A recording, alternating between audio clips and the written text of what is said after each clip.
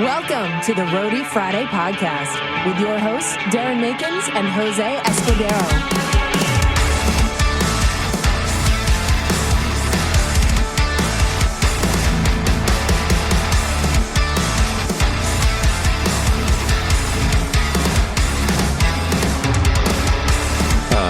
Jose, Steve, have you folks met each other yet? Never met. I don't think in person. No. So I've listened to you many times on the podcast, so I feel like I know you. Well, that's super sweet. What was I going to say? Steve does front of house for Atreyu and tour manage / front of house for Story of the Year. So. Yeah, so I guess we'll kind of start off this episode with usually how I start these. Well, you've listened to them, so you know exactly the first question I'm going to ask you. But how'd you get your start in this industry? Oh, I didn't know we were started. I wish I hadn't said most of the things. Oh yeah, we go right into it. I have a pretty roundabout way of getting into this business. So first of all, everybody should know that I'm an old man. I'm in my 50s, and I didn't start touring until very late in life, like in my late 40s. You don't look a single day over 36, though. You can't see the gray in this beard right now, so the lighting is doing me some favors. But no, I started doing sound in 1988 in high school. I had bought a CD player. I saved up, I don't know how many summers worth of lawn mowing money to buy a CD player, and I was instantly intrigued, enthralled, and impressed by the sound of a CD versus what I'd been listening to on cassette and old 45s and things like that. And so I went to my band teacher and I asked him, how did they get such a good recording on the CD format? And he explained, that it was digital and blah, blah, blah, blah, blah. But he started talking about the recording process and how there had been advances in multi-track recording. And old days, they could record 4, 8, maybe 16 tracks of audio. All on tape. Yeah. And splicing by hand with razor blades and everything. And I did it once when I was in college because I'm one of the unfortunate souls that went to Full Sail. I'm sorry for interrupting you, Steve. And they insisted, like, this was back in like 2007, 2008, and they were still teaching us how to do stuff on tape. And it's just like, how much longer are we going to be doing this shit? Like, I haven't even seen a tape machine like in my career, let alone like, Full Sail is the only time that I've ever had on hands-on experience on a tape machine. Yeah, I wish I would have had the chance, but I never did. But trying to make a long story short here, he got me started in working with audio equipment. He applied for a grant. We got a really small PV powered mixing board. It had 16 channels, 2 outputs, had like a PV CS400 amplifier built into it. Weighed 1 billion pounds. I tried to take it home once and never again would I try to do that. And in exchange for him buying that, the deal was that I would have to learn how to do sound, and I would then do sound for things like the choir, the jazz band, the plays, and things like that, including over the summer months. And I was totally okay with it because I thought it was the coolest thing ever. So I started doing sound for the high school. I graduated high school. I went to college. College was miserable. I hated every second of it. I dropped out after 2 or 3 years. I can't remember. But while I was in college, I met a guy that I'd gone to high school with. He was quite a bit older than me at the time. And he had a band. And when I got to my college dorm the very first day, my freshman year, my dorm room phone rang, and it was this guy with his band. And he had somehow gotten my room number and called me and said that he heard that I knew how to do sound. And I said, yes, but, and he said, cool. We have a gig tonight at a bar in Eau Claire, which is where I went to college. Swing by the house at 2:00. Here's the address. We'll see you there. And so I was like, well, what do I do? I've never run sound for a band. I've done it for, jazz band or whatever. But then you're like, I have a stalker. Exactly. Well, in his defense, I did take drum lessons from him and we were friends, but I back then there was no email and texting and cell phones, so you just sort of heard things months later from people. And I knew he had a band, but I didn't know that he played out and stuff like that. So I went to that gig. I jumped on an Allen and Heath 24 channel soundboard, the world's worst PA system. We had like 6 total microphones. All of them were Shure SM57s. And it was just, we had no EQs, nothing other than what was on the board. but I loved it. I was like, this is the coolest thing ever. And so I focused more on doing sound for his band than I did on my college career. And that's probably why I dropped out of college, because I wasn't a great student. It's a scam anyways. Yeah, it totally is. Kids, if you're listening, you don't really need college. But you don't need college. You don't need, no, I'm sorry. You don't need to go to college. I can talk about that for such a long time, but I mean, learning trades or getting into something that you really enjoy, spending the 10,000 hours to become a master at something and then just applying it, like, you're going to be fine. Yep. Honestly, if I had to do it over again, I'd probably go to a trade school. I was a mechanic for 10 or 11 years after I got out of college, but I would go to school. I was an electrician, or not really a real electrician. I was an apprentice at my highest point, but I would go back to school for being an electrician, and you can make six figures all day long as an electrician and have a really great life. And those industries really need people. But long story long, and I've said that twice now, I did sound in college. Out of college, I mixed little bar bands around northwestern Wisconsin, and then back where I live in Madison. Then I moved around the world for a little while because of jobs, and I didn't do sound during that time. I got back to Madison in 2009, and I started mixing little bands again here and there. I started a small production company, and one night while I was working at my day job, I was a project manager for 20-ish years, and I had this project where we were closing down a data center and moving all of the customers to another data center that we owned. And as you can imagine, if you have servers in a data center and you have to move them, you probably don't want to do it on a Tuesday afternoon, from 3 o'clock to 8 o'clock p.m. You want to do it on the weekends from 2 a.m. to 6 a.m. So as a result of this project, I was working a lot of nights and weekends, and my phone rang at like 3 a.m. on Sunday morning, and it was a friend that I'd known for a long time, a musician, and he was in a panic. He had in-ear problems. He was going on tour with a band. He couldn't really tell me specifics because they were still like bound to not announcing anything. And it turned out that he was working for a band. He was playing in a band that was opening for Godsmack, and I ended up helping get their in-ears sorted out. And the band that was opening up for Godsmack was Stitched Up Heart, and they invited me to a show in Milwaukee. I went to the show in Milwaukee. I saw the show. It was not very good. At that time, Stitched Up Heart did not have a sound engineer with them. They were doing this arena tour, and they were relying on the good nature of the crew from Godsmack to mix their shows.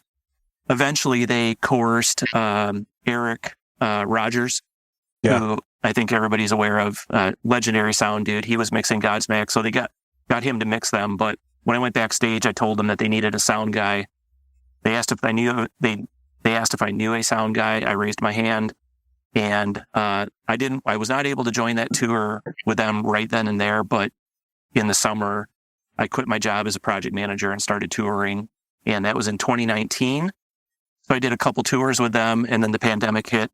Was Jeremy Coleman in the band? That's the guy. He's one of my best friends. Oh, hell yeah. Dude, I love that guy. I didn't know you knew him. Oh, my gosh. Yeah. He actually, texted me maybe a week ago. He's like, hey, buddy, miss you. How you been? And I, replied, a day later, hey, I'm good. I miss you too. And then that was it. The whole card was Yeah, so he used to live in Madison, and I met him at Guitar Center. I bought a guitar from him, and then we just became friends. And he called me out of the blue. He'd moved back to LA at that time in 2019. Yeah. I have a guitar somewhere. Oh yeah, actually, this guitar right here. Oh, it looks familiar. I bought from him too. Yeah, I've seen that guitar before. Yeah, great guy. Jeremy Coleman is a phenomenal player, super strong tech. If anybody needs a dude, he's the dude. We're taking him to Indonesia and on the May festival circuit with us for Atreyu, so he's going to be out with us, and I'm really looking forward to it. Yeah, dude, that's rad. Yeah, I think I met up with Jose last week just to grab lunch, and I think we both realized that we both got the Atreyu call. But I mean, that particular time frame, like April, May, there's a few festivals in the U.S. circuit. So of course, everybody's out on the road at that moment, which means techs are not available just because everybody's trying to route their tour around all of these festivals. And in particular, these like radio festivals that are just extremely popular in like April, May.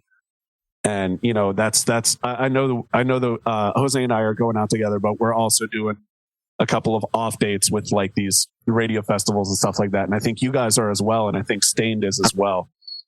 Yeah, we'll be busy. In June is even worse. I've had so many requests to do stuff in June, and I'm already obligated. And Right. I can't find anybody to try and help out. People reach out and they're like, "Hey man, are you available for these dates in June?" And you say no. And then they say, "Do you know of anybody?" And you're like, "Let me check." And then you the check answer is and you no. go back. Yeah. You're my first guy, Darren, that I always reach out to. I'm like, I gotta get a hold of Darren because whoever gets him would be the luckiest. But you're always booked, and I guess that's a good thing. I've got as of recording, I have nothing booked after May. Really? Yeah, just like a few fly dates with Saint Asonia, but I've let it known to them that if I'm happy to do these fly dates, but touring is my bread and butter. If I get a solid offer, I'm gonna have to go and do these, and I'll get somebody solid to fill in on those, obviously. But yeah, I had to do that with Story of the Year, and it really broke my heart because I love those guys so much. They are like. The one day that I came to visit you in Philadelphia, you and Justin Keir, I met the Story of the Year guys for like, dude, Justin's the best. I met the Story of the Year guys for a few minutes, and it was just like, they were fantastic. And I met Bon, your guitar tech. That dude's such a good dude. And then I think Dino is also your the merch guy, if I'm not mistaken. No, Dino does help out from time to time. Okay. With Story of the Year. And he has done Atreyu, but Story of the Year's merch guy is also their social media guy. Okay. His name's Cameron Guile, Gile. And okay. Cameron is an awesome guy. He is weird in all the best ways possible. Love it. I love it. Just love hanging out with him. And the Story of the Year crew and camp is just, it's my favorite. It's fantastic. Yeah, it's so easy. Yeah, because I actually met Dean. Okay, so something that people should know about me is like, if I'm working, I'm in what I call work mode. And so that's when, like, if I'm doing adjustments on guitars, basses, whatever, like I'm there, I'm focused, I'm doing shit. And then suddenly it's like, it's happened a few times, but suddenly I'll just hear somebody shouting my name from the crowd. And if it's like one or two, possibly even three, I'm just going to ignore it because, I'm trying, like, I got a job to do. I'm trying to do my job. And I hate saying it that way because I sound like a dick, for lack of a better term. Yeah, what? Yep. What? And so then, like, finally, it was like 4 times, and I was like, okay, maybe this person actually knows me. So then I looked up, and that's how Dean and I met. Like, I'd never met him before that. Yeah, Dino knows everybody. Yeah. I'm constantly amazed when I look at his Instagram and social posts. He's like, "Oh, I'm out with X, Y, and Z." And it's like, wow, how did you make that connection? But he's just one of those guys that knows everybody and everybody loves him. Yeah, he's doing merch for Stained on the Stained run, which awesome. Yeah, I don't know how he got that, but he obviously knows somebody. Yeah, that's cool. Yeah, he's a good dude. Yeah. So something that you discussed a second ago that I really wanted to dive into, because I, like yourself, also had a career path and, like, as I call it, a real job before becoming a fucking degenerate and traveling the country. But I didn't get the pleasure of choosing to leave my career and make the leap. There was a contract that was lost and I was laid off. And then during the layoff, I had a quarter life crisis and was like, what the fuck am I doing with my life? Let me go do this for a while. And for a while ended up being actually a pretty decent amount of time. And I'm super fortunate and thankful to be here. What exactly was your story in terms of, like, making the leap, working a full-time, like, solid job into the world of freelancing where, you're booked for now, but I don't know what's going on 6 months from now? I've had a pretty tumultuous career path. So as I mentioned, I was a mechanic for like 10-ish years right out of college. Actually, during college and out of college, I was a mechanic at a dealership. And then I got really tired of, at one point I had really long hair when I was a mechanic. My hair was like down to my belt. 1,000%. And I got really tired of like having my head, like my hair pinned against a creeper and like couldn't move my head because I'd rolled over my hair under a car or something like that. Yeah. And so rather than cut my hair, I changed careers. And it was the 90s, you couldn't cut your hair back then. So I had a friend who was an electrician, had a small electrician company, electrical services. And so I went over and worked there for a little bit. And my boss there told me I was too smart to be standing on a ladder for the rest of my life. And he coaxed me into a career with the state of Wisconsin doing some computer work. And so, because I went to college for computer science, so I was pretty well versed at computer stuff. And when I was at the state of Wisconsin, I got approached by a company from Australia, and they hired me as a contract employee. And so I went from these stable jobs to having a contract job with this company from Australia. And sure enough, maybe a year into that career, the Australian company got bought by a company from the Netherlands. And that company said I could either move to Belgium or I could find a different job. So I had just gotten married. I just built a house. I was living in Arkansas at the time. And I decided just to stay in the States and not move.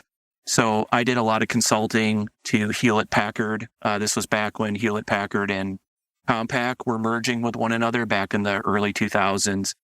I worked on that job for a while, and then my contract didn't get renewed, and I didn't have anything to do, so I just sort of did a couple of other odd things that aren't worth going into here. But I've done contract work in the past, and then during the pandemic, when we weren't able to tour, I kept doing contract project management work.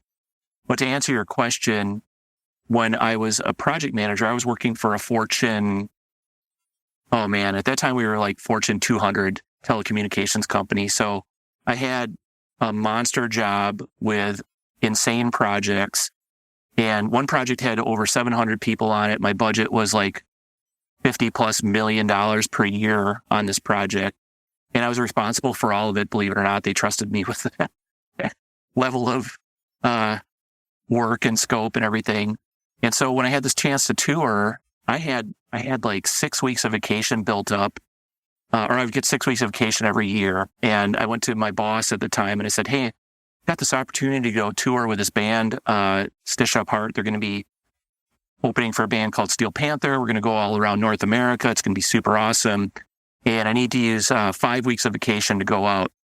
And he looks up my vacation. He's like, well, you've only got 4 weeks of vacation left this year. So what are we going to do about that?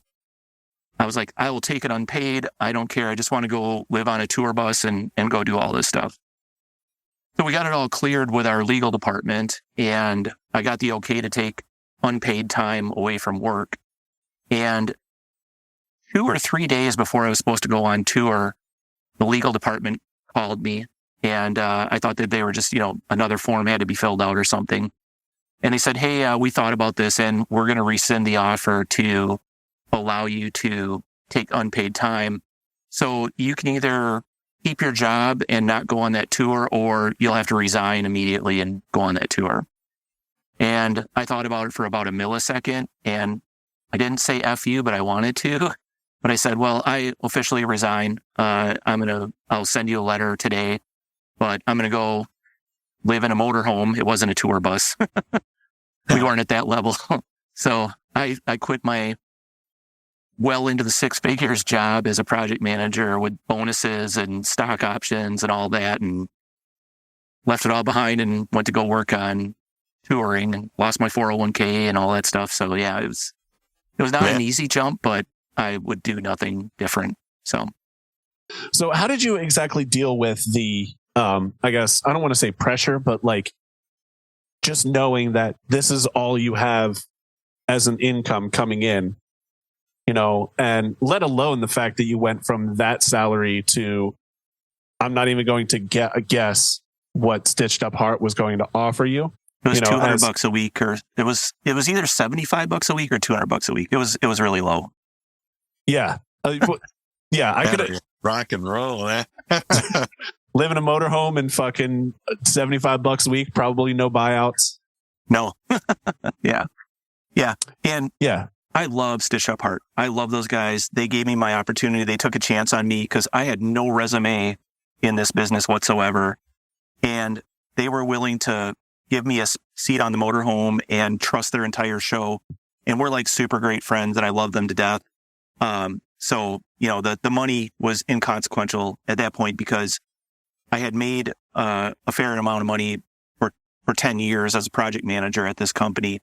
I'm a horrible saver though. Like I had nothing to show for it. It's embarrassing that you can make that much money and literally almost have nothing to show for it. But one thing I did have was a very supportive girlfriend, and we lived together in a condo here in Madison. And so we don't have much of a mortgage. We really focused on getting that paid off. So like financially, it was pretty easy for me. I just had to cover whatever my bills were, credit cards and health insurance. And, I was able to do that on that pay, which is insane. So yeah, and it was not really too much of a scary leap. And I also figured I'd been a project manager for so long. And at that time, project managers were like guitar techs, like you could not find them at all. And I knew that if I hated touring or I got fired, I could come back and take a job as a consultant and make the same amount of money and be working, in a couple of weeks. So I'm very fortunate and I don't ever overlook that. And I'm grateful every single day for the position I'm in. But I didn't really have to like hold my breath and really pray that everything worked out. If it didn't work out, I had something to fall back on with project management. But I really wanted it to work out. So I made a lot of sacrifices to try and make it work out. And, knock on wood, and it keeps working out. So yeah, exactly. Yeah. Because I know that there's a lot of people that have the train of thought of like, basically, if you want a difficult career path, or if you want something that, something along these lines, I guess, you have to put all of your eggs in the basket and you have to just go for it as hard as you possibly can. And to an extent, I do agree with that. But I believe it's just completely irresponsible to have any kind, like zero backup plan whatsoever. So, I was going to make this my career come hell or high water. However, I knew that my bills also had to be paid. So I signed up for an Instacart account. I made myself I made an Uber delivery account, which is basically just like an Uber driver account, but there's not a chance in hell I was going to let anybody just fucking weird, strange people in my car. So I was essentially just going to be like Uber, specifically for food deliveries and stuff like that. But, come hell or high water, this is going to be my career. But, my bills also have to get paid. And the thing that really helped me kind of propel myself into that, and I'm sorry for making this about me because I know this episode is about you, Steve, but you're way more interesting. No, absolutely not. I work a job when I'm at home, and they're fantastic. They've treated me extremely well. Every single time I'm like, hey guys, I got a tour. They're just like, bye. Don't let the door hit you on the way out. But then the last week of tour, I'm like, hey guys, tour ends and I'm coming back so-and-so date. And, that's just been really helpful for me because there's gigs that I've, come across in my travels and stuff like that, and other things that I've heard about certain other gigs. And I won't, name any of them publicly, but people are like, yo, listen, you do not want to work for this band. And, I'm thankful in the situation that I have at home is, if I don't work for anybody, I don't want to. And that's what I really enjoy about the day job is that it still gives me a stream of income when I'm not touring. And I don't have to take the bullshit gigs I don't want to take. Yeah. I mean, I sold my car when I started touring, and I bought a $800 Volkswagen Passat that I still drive today. There you go. So And I have a DoorDash account that I haven't used yet, but where I could go drive DoorDash, you know, so like if touring falls on its ear, you know, or people realize, you know, that I suck and I don't get any more calls for touring. I do want to publicly state, by the way, you have, and I've heard your mixes several times, and it's such a joy every time I get to listen to your mix, but you have, without a doubt, not even probably, one of my top 3 favorite mixes like that I've ever heard in concerts. And just like, you know what you're doing when it comes to mixing. And I really like, there's a lot of shows where I'll go, like, if I'm going to go to a show, you know, I'll hang out side stage and things like that. When you're mixing, I make sure I'm standing right next to front of house just because I love your mixes, Steve. I don't know what to tell you. When Steve and I met on the Trinity of Terror tour, and every single night I made sure that I was out listening to Atreyu, just because, like, especially when battle drums would come on and like all those sub parts would come in, and it just sounded so fucking good. Like I'm kissing your ass a little bit, but you know, you do have one of my favorite mixes. And you know, if I ever get the chance to, like, you know, hey, do you know of like a front of house guy for fucking Steve? I'm grabbing him. Man, like I don't take compliments very well, and I always like am self-effacing. But yeah, thanks for saying that. That it blows my mind, because what I hear to myself, I'm like, oh, this is horrible. Well, like, and that's the thing is, like, whenever I I will give you a compliment about your mix. I'm like, yo, like, even in the Trinity tour, I was like, yo, mix is killer. And you were just like, that's okay. Or that sounded like shit. And I'm like, strong disagree. Yeah, I think I have like an idea of what it should sound like in my head, and, you know, old ears and a confidence complex, I guess. And I think it sounds really bad. Well, I mean, I think anybody in our position, like, you know, has kind of that confidence complex, you know. A lot of times, like, we all go with, like, we always have this mind. We think about like who we look up to, who does our jobs. And it's like, damn, I'm not that guy. I'm not that guy. Exactly, dude. I have mine. Yeah. 1,000%. Yeah. It's 1,000% that, like, yeah. Like when even guitar techs, like sometimes I'll tour with people like, I don't know if you know, I'm Mike Warren, we call him Cowboy. He tours with A Day to Remember and Breaking Ben. And I'm like, dude, like, you know, like that's a guy who knows what he's doing. You know, I don't know what I'm doing out here. Like, yeah, I'm pretty okay. But you know, there's another guy that I'll give a shout out to on this show. But, or like, you know, touring with someone like Dave Pate, and you're like, what the hell am I doing here? Like, this dude, Bruce Nickel, he's the guitar tech for Theory of a Dead Man. But I mean, he's the reason I got the Ice 9 gig in the first place. And he's also, the reason that I got the Saint Asonia gig. But, just like seeing him, he's an RF wizard. Like, he has Workbench, you know, going all the time. He'll tell me, like, down to the 0.25s of what frequencies are clean, and I'll just go and manually set them. But and one of the shows, I walked up to him and, you know, just making small talk, and I was working for Nonpoint. He was working for Theory of a Dead Man at the time. And I'm just like, hey man, so what you working on? And I was like, I just put a neck on this guitar. And it's like, fucking what? Like, and he was like, yeah, you know, the headstock, like on this one, it was pointing up. And, you know, I actually kind of really like how the tuning pegs were pointing down on this one. So I just swapped them out. And it's just like, man, that's a project that would take me all day, but just him, it was like, you know, just a couple hours of work. And it's just like, you know, then I start looking at myself and assessing myself, and I'm like, I mean, I understand that a lot of these cats and a lot of these dudes have like years and years of experience upon, you know, so I still feel like I'm a tech that has a lot of growing to do, but I'm starting to get to the point where I'm confident in what I do, as opposed to my first tour with you, Jose, where I was just like fucking worrying all the time. And like, I think it was at one point just randomly, you were just like, you know what? I think you worry too much. And dude, that moment still sticks in my head when I'm like, you know, when I'm in my own head and just like, you know, it's just that I'm in my own head. I honestly, I picture this face, and I picture that face, and it just going, you worry too much. I'm just like, oh yeah. Like, all right, I'm going to go take 5. I'm going to step away, you know, calm down a bit, and then come back. And usually, like, I'm just in my head about it. Like what I'm doing is just fine. Yeah, I don't even remember what was going on, but every day was something, and I was like, man, I think you're overthinking it. I think we all get a little bit of imposter syndrome, Oh, because 1,000%. Yeah. I dreamed of touring my whole life, for 30, 40 years. I just wanted to tour like every single concert I went to. I stared at the gear. I stared at the front of house guy. I tried Same. to figure out what every single piece of equipment did. I saw Rush in the 80s with, Scoville mixing them. And it was like, I just like studied that dude. I didn't even watch the show.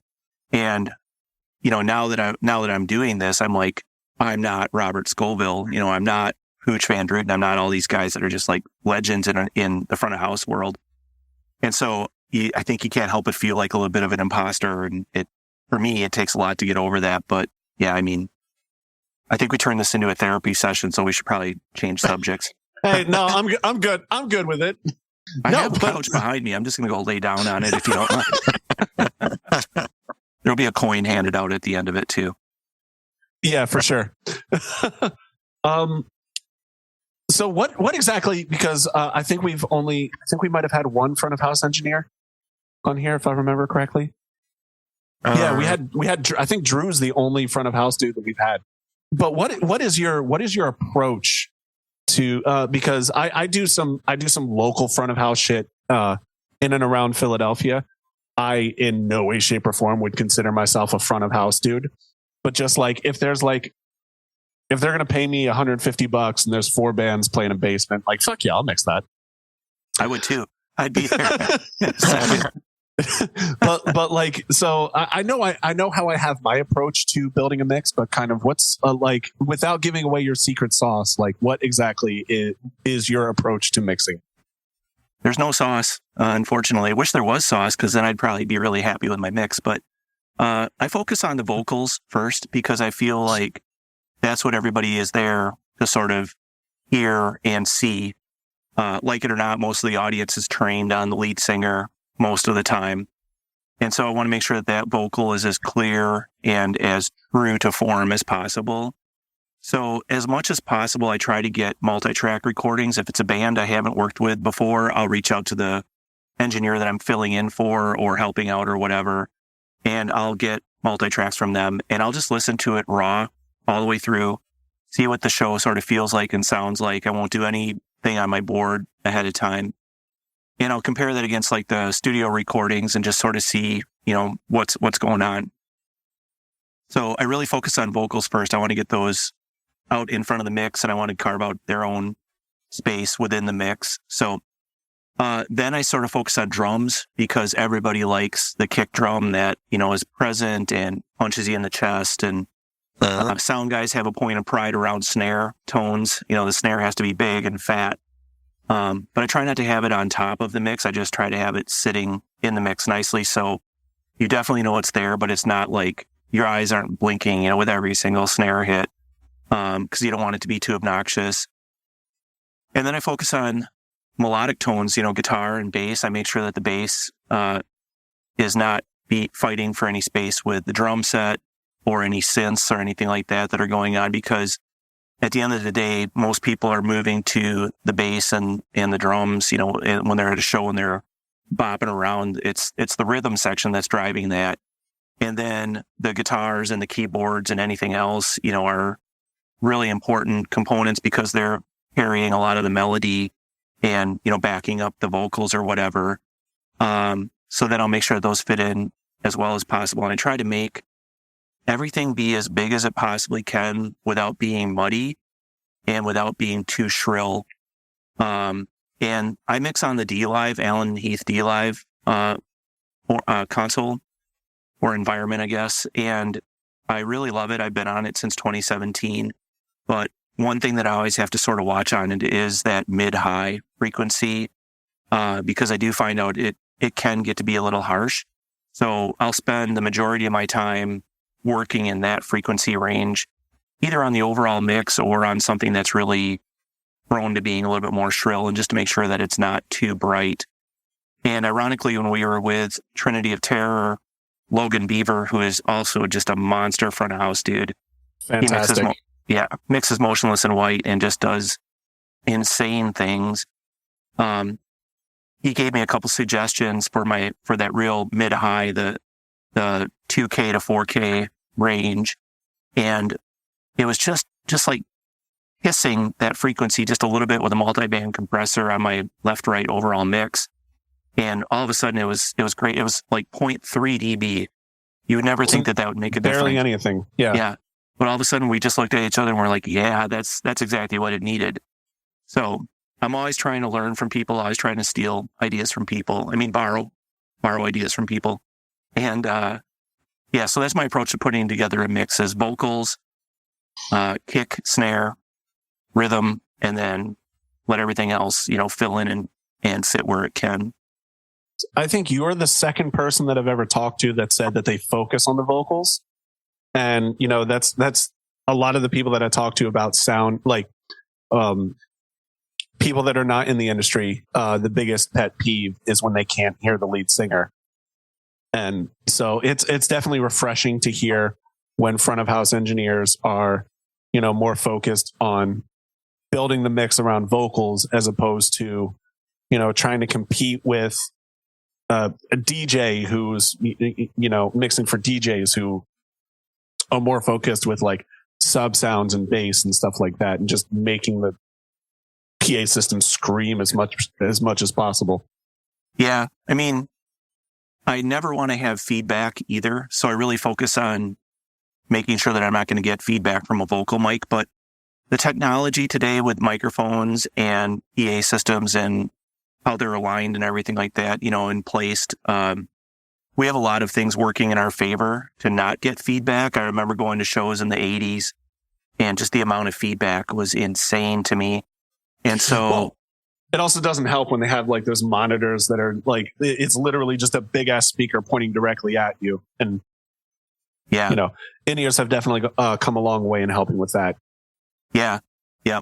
And I marvel at monitor engineers that are dealing with, screaming live wedges and screaming side fills and they don't get feedback. And I'm just like, man, you have everything because, I'm in awe. That is insane that they can. I did a tour with Corey Taylor and the solo project has they don't do Corey and stage left guitar player, Christian. They don't use ears. It's like all wedges, going, the way they, super loud. And it is really surprising, like how little feedback goes on, and props to Jeff, who is the one who like somehow manages that. Well, you'll learn this in the Seether gig, but Seether has one of the loudest stages I've ever heard in my life. Sean, he's still using tube amps and he's still using like a wall of cabinets and stuff. And I think the last time I worked for a band that did dates with them, like the cabs and all that stuff, they were all like behind a video wall and stuff like that. But I mean, it's so loud. Like it, and even then when he's like, he has, I think 6 wedges, like almost completely around him. And so just everything is screaming. I don't know how he can hear at this point, but it's just, I contend that Seether has one of the loudest stages I've ever heard in my life. Also, with that many speakers, you're going to hear them. Yeah. Jackal has entered the chat and would like to challenge that statement. Oh my God. Didn't they just do the machine shop? Jesse James Dupree, I think, is doing the machine shop at the end of the month or may have just done it, but not Jackal proper. They've been there a number of times, but I did racks and stacks for Jackal at a casino show in northern Wisconsin a couple of years before the pandemic, and I could not get over how loud their stage was. It was, I will challenge that Seether volume and invite you to see a Jackal stage because their monitor rig is 3 20U racks of amplifiers just for monitors. Wow. It's insane. It is so loud and no feedback. Like, I'm just in awe of the engineers that can put out that type of SPL with microphones placed the way they are and not one single little chirp or anything. I'm just like, man, That's really good. Well, I'm sure also like a lot of these musicians it's picking out the right microphones that have the right pickup patterns, I guess. And then just making sure that your lead singer is not like taking the mic and pointing it directly at, do you hate that sound? It's going to keep happening if you do that. Like, yeah. I don't think it's any secret. I do monitors at the machine shop when I'm not on tour. And so I'm there quite a bit. Machine shop in Flint, Michigan. Shout out to Kevin and all of those guys, Kevin and John, and Butt Crack. Just such a great, and Nick and Dusty. I'll rattle off too many names, but everybody at the machine shop, love those guys. But yeah, it's always, I love working with the national headliners that come through there because they really know how to perform with microphones and not cause feedback. But then you'll get some of the more local bands that are at the machine shop on a bigger stage for the first time, and they get nervous and the microphone goes down and points right at the wedge, and so I've got to prepare for all of that. Or their first move is to hold the mic like this, like cupping it. Yeah. And a couple weekends ago I had a kazoo. So a kazoo was like, it was like the featured instrument for this band, and that was an experience. So their kazoo had a it was an electric kazoo. It had a little microphone embedded in it professionally. It didn't feed back. It worked like it was super crazy, but I never in my life thought I'd have to amplify a kazoo. That's got to go on the resume. Yeah. Honestly, I'd put it on there like kazoo tech. Yeah, I put a picture of it on my Instagram, and I'm sure it's gone because I threw it in a story. But that was a shocker when they had a stand for it and a custom stand, and yeah, who knew? There's a cottage industry out there. I couldn't imagine how much an electric kazoo would even cost, and if I don't know if some Ronnie Radke situation happens where it's just like, oh, we forgot the kazoo, just run to the dollar store, I guess then. Yeah, it was probably at least $14. I don't know. Breaking the bank for those big gigs. Yeah. They were a great band. They were super fun. They had all these performers, and they had a whole sideshow going on the stage where people were changing costumes off stage and running on and doing stuff. And it was a really fun show. But that kazoo, I was like, oh boy, what are we going to do here? So, and all of that on that stage. Yeah. Yeah. Plus two headliners, before them. So yeah, it was a cool headline show. I haven't been to the machine shop since 2019, but it's every time I've been there, and I used to host a podcast before this one, and I had Kevin on as a guest one day. And what's funny about that episode is during the pandemic, I started doing a series during that show where I would bring on roadies, and everybody, we would talk about Save Our Stages and stuff like that.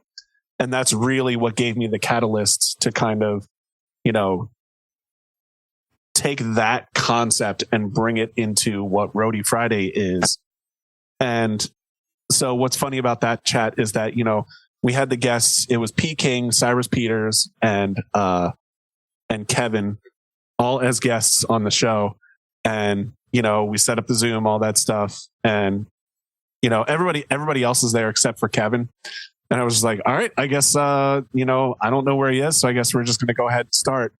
And about 20 minutes in, I get a notification on Zoom that says Kevin, has entered the waiting room. And I go, oh, wait a minute. Look who this is. And so then I hit admit and let him into the room. And he goes, man, I fucked up. And then he starts he's like, I was putting a new engine in my car, and I just lost track of time. And he's such a good dude. He's great. Yeah. I haven't been there in forever, but I've loved it every time I've been there. Yeah. He and the staff there know how to take care of bands, and that's why they get the bands that they get. They shouldn't get the Avatars and the, Myers and, I can't remember the name, but from Shinedown, they've been there a number of times, and, and Mushroom Head and yeah, I've only Stain. Been there once, and it was 3 days with Seven Dust, and with Tremonti opening. Yeah. Seven Dust has been there a bunch, and it's just like they shouldn't play that venue, no offense to anybody, but they do it, and the shows are always so fantastic. The crowds there are just insane, and the room is a 550 cap, but it feels like a 2,500 cap, because of the way the people are and just the whole vibe of the place. It should be a master class in how to run small to mid-sized venues because they just do everything right. Well, the one criticism that I do have of that place is there's no room for any of the worlds to go. Yeah. And so, Jose, you mentioning that you were there with Seven Dust and Tremonti, I just want to pick your brain a little bit and figure out how you did that. Like, were you guys set up outside? No, I was on stage. So Seven Dust Guitar World goes on stage right. On stage right, yeah. So I was right there next to the rig, like on stage next to Clint. Interesting. The way it's set up, though, you were probably like hidden behind the subs and the like partially, and like as hidden as you could be, because you're up against the wall, really. Just kind of hung out on stage for 3 days, like. Yeah, I've seen that a lot. We did on the last run that we did this place in New Hampshire called Wally's, and you texted me about it. Hampton Beach. It was Hampton Beach, New Hampshire. Yeah. I've been there. There's the casino, which is the big room, which I did with Black Veil. Been there and too. Then the Wally's, which, for Saint Asonia, my world is stage left, or stage wrong, as everybody on my tour likes to call it. And so with Wally's, there is no stage left. Like, you're on stage. And so I just kind of, we were in a really fortunate position to where Blackstone Cherry, they had their backline, like their amps and their cabs and all that stuff set up. And so I just kind of crouched down behind the bass cab until like I needed to go and tune a bass real quick. And then I was just kind of there on stage, like right behind the bass player, just tuning, like turning to the crowd and like, hey guys, I'm sorry, he's left-handed, hey guys, doing my thing.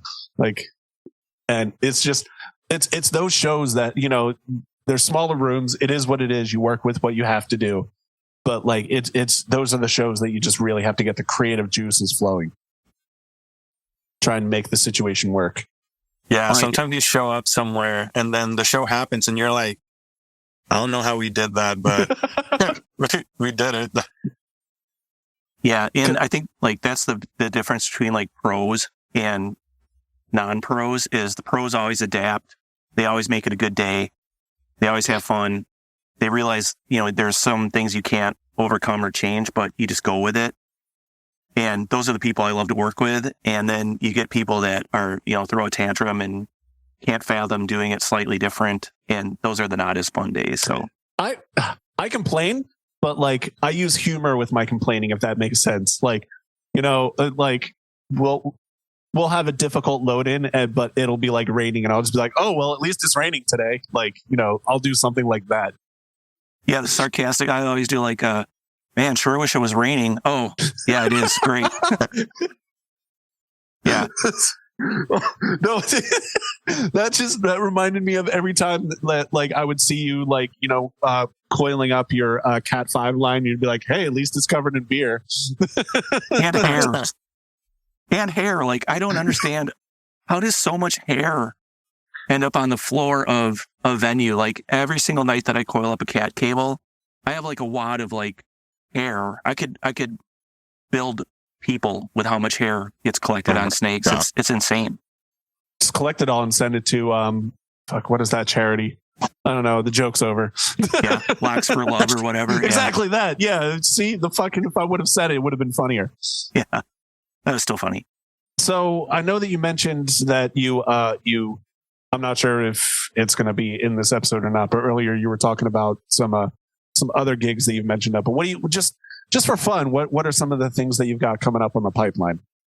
Oh, this year is insane. It started out sort of slow, and I was really nervous because it's like the whole touring industry just decided that March was going to be nothing going on other than a couple of gigs here and there.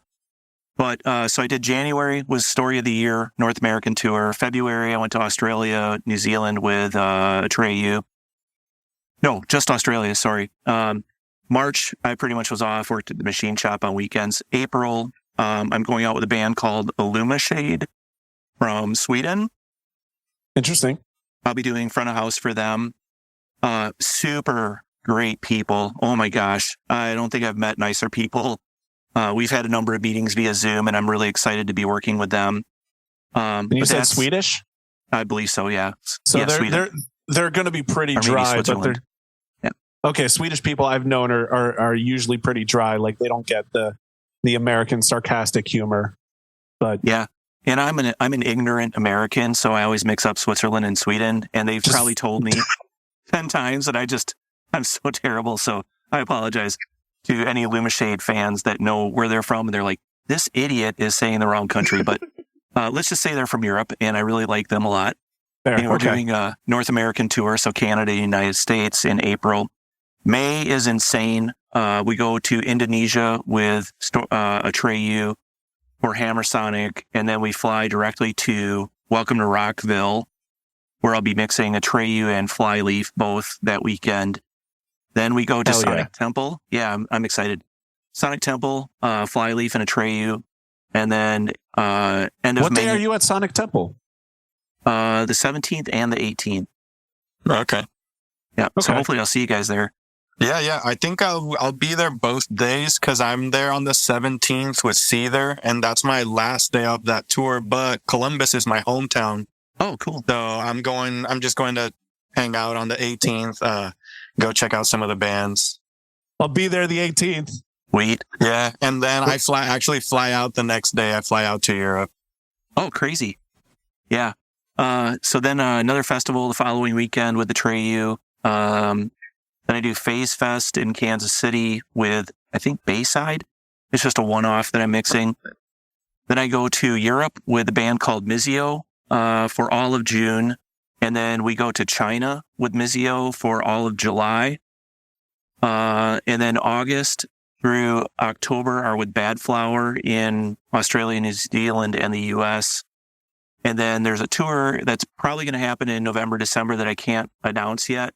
Yeah, don't announce anything that's going to be a fun one. So it's with a band that I work with on the regular, but they're still putting the pieces together on it, but it should be really cool. So pretty much the whole year. That's one of the rules that I have in the podcast is if it's not announced, don't discuss it. Like I know when we're like shooting the shit and stuff like that, like some of us will say like, oh, well, this tour is probably happening and things like that. But you know, if I'm recording it, yeah, like when we were like, oh yeah, coming back in January. I had to cut all that out. Was that one where there was like a really long beep? Because I remember, yeah. I think well, that one had like a whole like drum beat or something. Yeah. Like if it's just like if it's like super long where you mention some, or if it's super short where like, you know, it's just like you're talking trash on a band and you say the band's name, and you know it's just like real quick, like a boop, like I'll throw that in there. But then like if it's like something longer, where the end of this part and the beginning of this part won't make sense together, if it's just like a small beep, I throw in a drum fill. Hopefully, there's no drum fills on this episode. So no, I think we've been relatively tame on this one. Yeah. But there's an episode that we had to scrap just because like after talking. Yeah, the whole episode was scrapped. Yeah. Oh no. So fuck. Looks like you have your like. I guess I'm taking you off my list of people to call for the remainder of the year. Yeah, I mean things can change. Like I had my February and March all lined up with a different band last year, and then the band switched management companies, and the new management company had a guy that they wanted to use, and so you know, out of the blue, I think I was in Australia with Dance Gavin Dance. They called and they're like, "Hey man, we had to go a different direction, so thanks much, but we won't need you in February and March." And it's just like, oh crap, you know, it's end of November and I got to try to figure out what to do. That's such a gut punch. There's a band that I don't want to say they did that to me, but there's a band where like, you know, during the tour, we were having conversations about like, you know, oh, you're going to be doing this, you know, stuff like that. And then like the tour starts approaching and they didn't even call me, but the tour starts approaching. And so finally I'm just like, you know what? Fuck it. I'm just going to text the manager like, yo, what's going on here? I haven't seen a plane ticket. And then they were like, oh yeah, we decided to go in a different direction. And it's like, well, cool, dude. Like I turned down other people because I thought I was going out with you. Like, so I don't know. It's frustrating.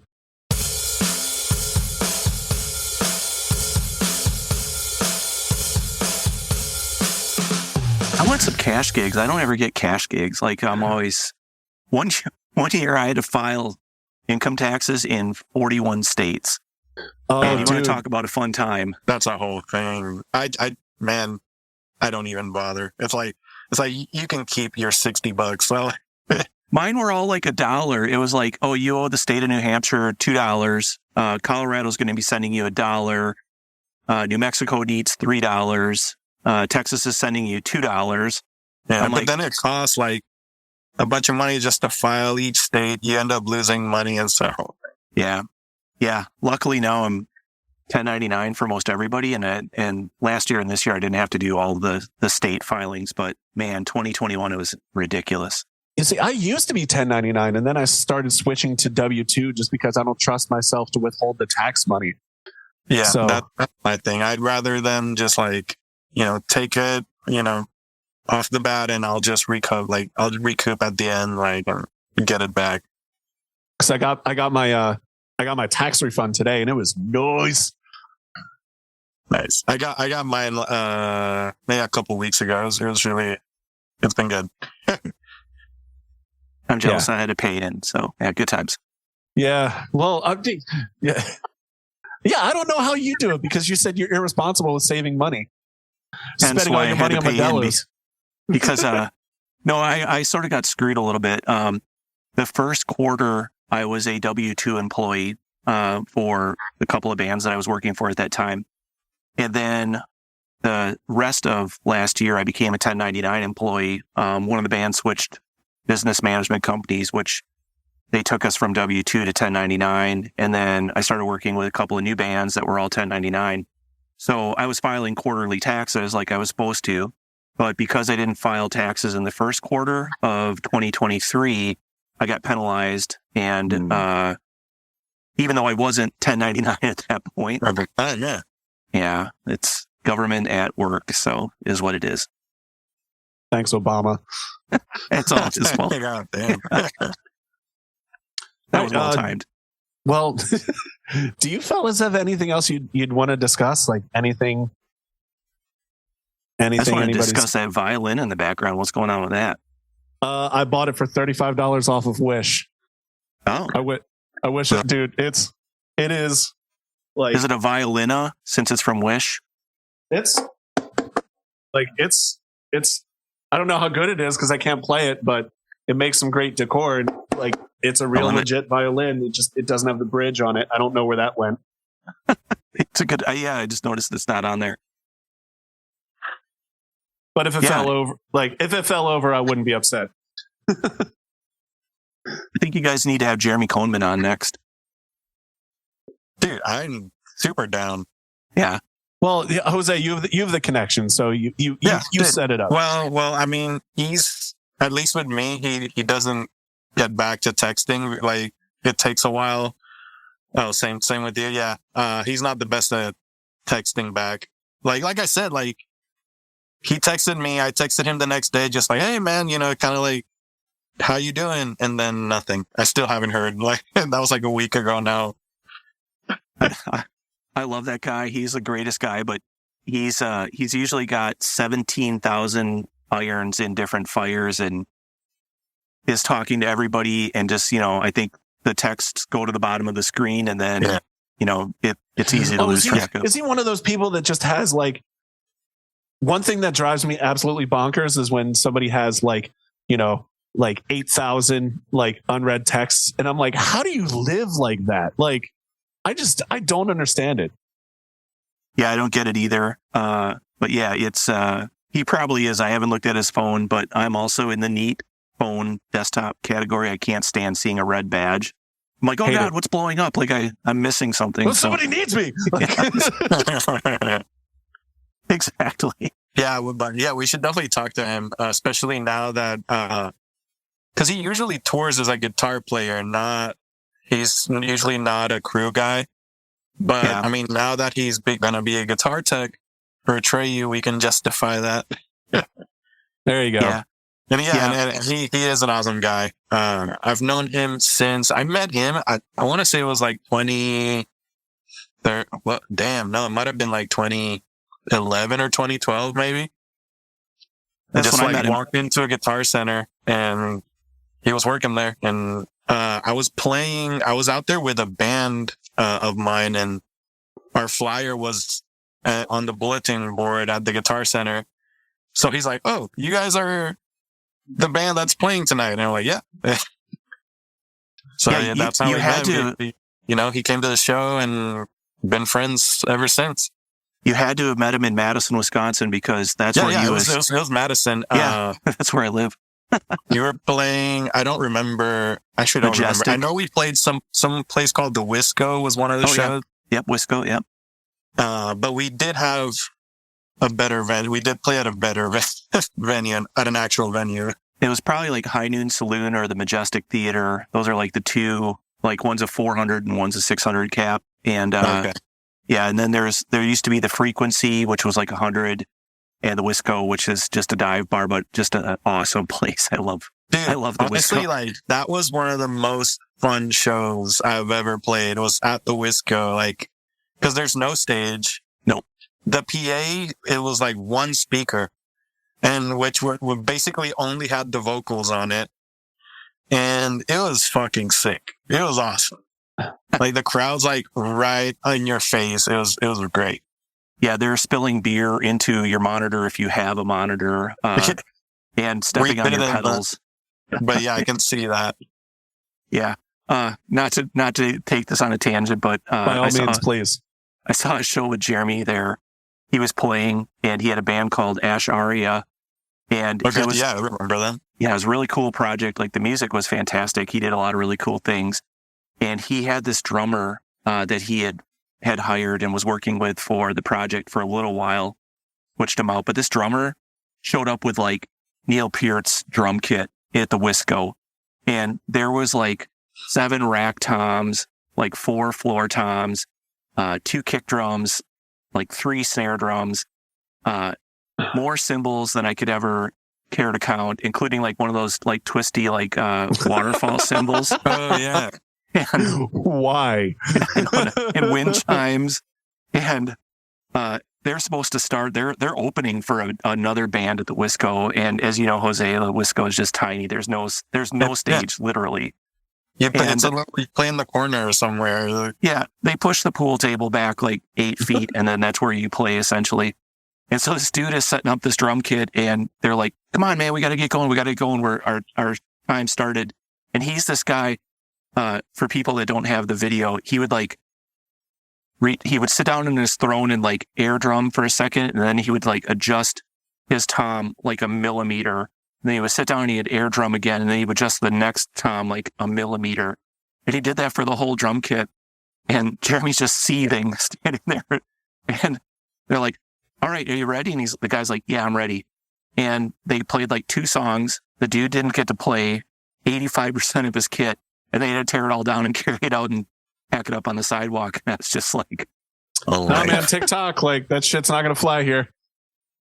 it was so funny. And you know, he can laugh about it now, but he was like, "I've never been more pissed in my entire life." It was so, I think that was that dude's one and only show with them live. So yeah, it was good times.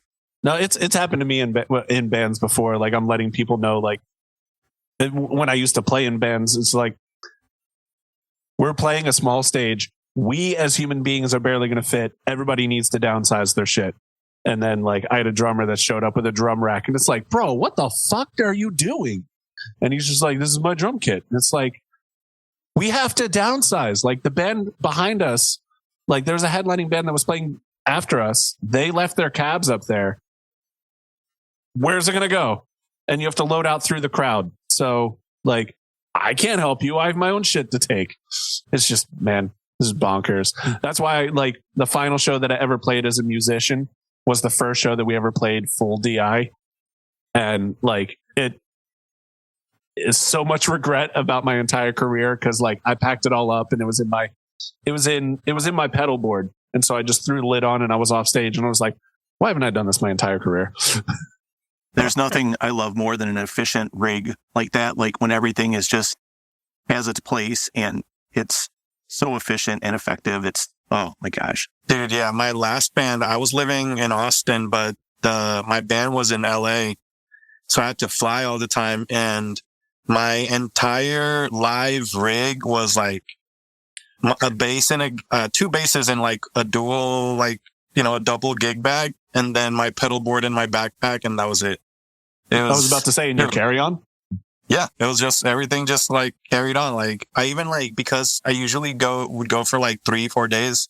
So my clothes would go in the backpack with the pedal board, and that's all I had. Like I didn't even have an extra like piece of luggage at all. Just like gig bag, backpack, done. Like I did a one-off working. I'm gonna leave the band name out because I'm not sure if they'd want this public, but I did a one-off gig working for.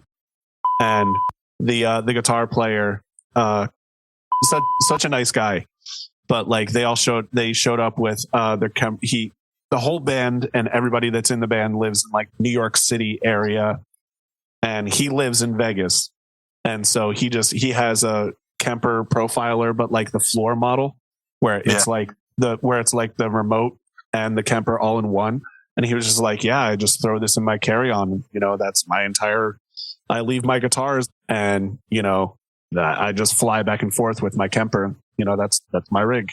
And it's just like how far just all of this has advanced, coming from the 80s where everybody had like walls of cabinets behind them.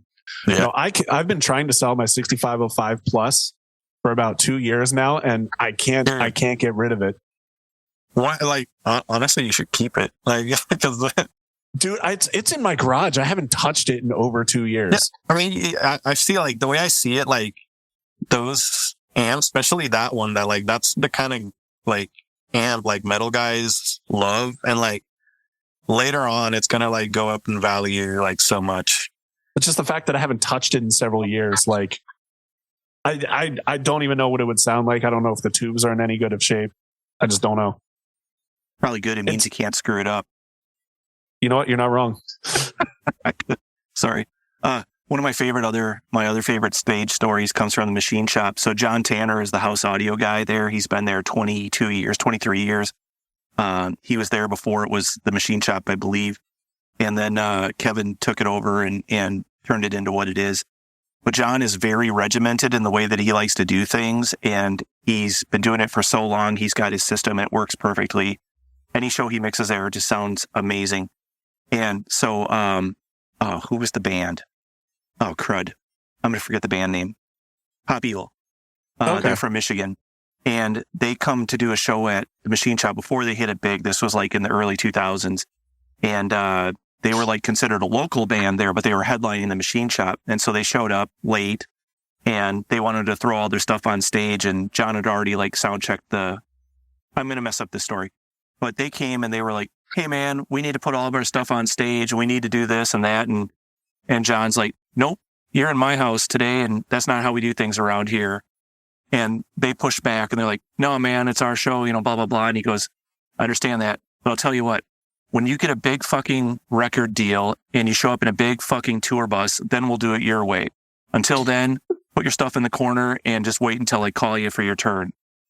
And he's like, about 6 months later, a big fucking tour bus shows up and Pop Evil has a big fucking record contract. And he goes, we did it their way that day. I just love that story because, he's like, thought he was going to get one out over them and they ended up having the last laugh, so. They're like, fine, we're going to go get a record deal then. I could imagine them doing that out of spite now. Man, you know what'd be awesome? It's like getting to talk to one of them and they're like, you know why we did what we did? It was because this one guy at the machine shop. that was just the whole had to be an asshole motivation to like just grinding it out. He would love it. He would take great pride in that. He would love it. So I love John. I stayed at his house when I'm at the machine shop. That guy's just one of the best dudes out there. So, but he's particular. So I'll put it that way. Yeah. You know, everybody has their thing. I'll put it that way. Yeah. But yeah, this sounds like a good place to wrap it up a bit. If anybody have anything else, or I think we're all good. No, you got. I'm sorry. Go ahead, Steve. Yeah, I was just gonna say I'll see you in a couple of weeks, and then Steve, I'll probably see you at Sonic Temple. Yeah, let's go. I'm excited. They're saying Sonia. Yeah, I'm looking forward to seeing both of you guys. Darren, I saw you in January at January. Yeah. But like we went far too long without seeing each other before that. Like I know I came out to the Yellow Card Story of the Year show at the Man in Philadelphia, and I know you were wrapped up and stuff, and yeah, that was a crazy day. Yeah, Steve, you described it as like I need a passport to get from the bus to the stage. It was so far away.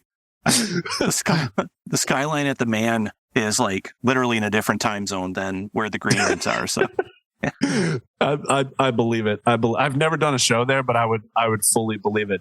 But Steve, you're one of those dudes that like I think I said this about Justin as well, but like you're one of the guys that I can just talk with for hours, and we'd have one of those like 5-hour long Joe Rogan style podcasts. But we're not Joe Rogan, we're Roadie Friday.